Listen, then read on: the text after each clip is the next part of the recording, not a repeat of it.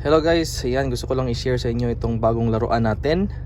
So ito po ay isang cyber shape na table tennis blade.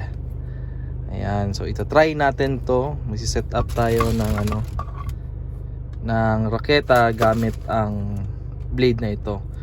So ito yung tinatawag nila na cyber shape. One of the famous players na gumagamit ng ganitong klaseng raketa ay si Truls Morgard, kung di ako nagkakamali sa pag-pronounce ko So lalagyan natin to ng rubber, back to back rubber, para matry din natin kung ano yung feeling, at kung ano ba yung mga advantages at disadvantages ng ganitong klaseng blade. Yan. By the way, sa mga gusto pong mag-inquire, mag-order, magpa-setup ng raketa, just message us on our Facebook page, Ping Pong Polomolok. And paki